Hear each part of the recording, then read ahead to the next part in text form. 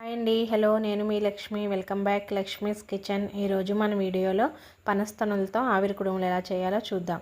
పనస్తనులు తినడమే కాకుండా ఇలా వెరైటీగా ఒకసారి చేసి చూడండి, టేస్ట్ చాలా బాగుంటుంది. ముందుగా స్టవ్ ఆన్ చేసి ఒక ప్యాన్ పెట్టుకుందాం.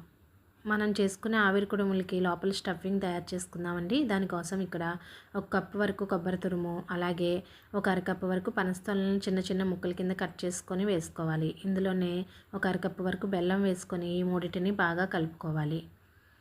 చూసారు కదండి, ఒక 5 మినిట్స్కి అయితే బెల్లం కరిగి కొంచెం దగ్గర పడడం స్టార్ట్ అయింది.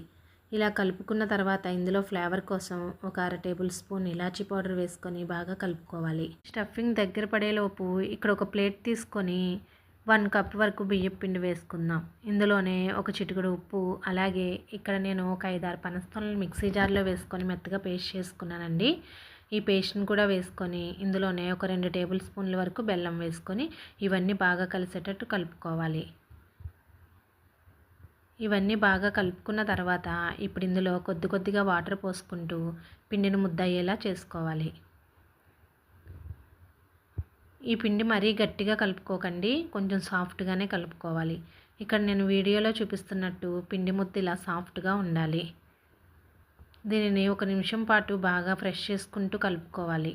ఇలా కలుపుకున్న మిశ్రమంని పక్కన పెట్టుకుందాం. ఇక్కడ పిండి కలుపుకునే లోపు స్టఫింగ్ కూడా రెడీ అయిపోయిందండి.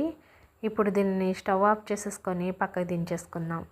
ఇక్కడ నేను పనస ఆవిరి కుడుములు పనసాకుల్లోనే చేస్తున్నానండి. పనసాకులు లేని వాళ్ళు అరిటాకులో కూడా చేసుకోవచ్చు. ఈ పనసాకుల్ని నీట్గా క్లీన్ చేసుకొని వీటిని వీడియోలో చూపిస్తున్నట్టు ఇలా కోన్ షేప్లో చేసుకోవాలి. వీటిని టూత్ పిక్స్తో కానీ చీపురు పుల్లతో కానీ చేసుకొని వీటన్నిటిని పక్కన పెట్టుకుందాం. ఇప్పుడు మనం కలిపి పెట్టుకున్న పిండి ముద్దను చిన్న చిన్న ఉండల కింద చేసుకొని మనం తయారు చేసుకున్న ఈ పనసాకులు కోన్ షేప్లో పెట్టుకోవాలండి. ఈ పిండి ముద్దని పల్చగా ఇలా కోన్ షేప్లో చేసుకున్న తర్వాత 1 టేబుల్ స్పూన్ స్టఫింగ్ పెట్టుకొని మరో పిండి ముద్దతో స్టఫింగ్ బయటికి రాకుండా ఇలా వీడియోలో చూపిస్తున్నట్టు చేసుకోవాలి.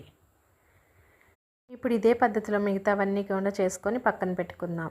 ఇప్పుడు సమ్మర్లో పనసకాయ వచ్చేది ఇదే సీజన్ కాబట్టి ఒకసారి మీరు కూడా ట్రై చేయండి.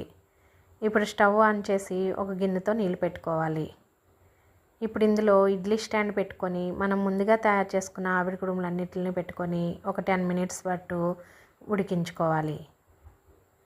చూసారు కదండి, ఇక్కడ 10 మినిట్స్ అయితే అయింది. స్టవ్ ఆఫ్ చేసేసుకున్నాను.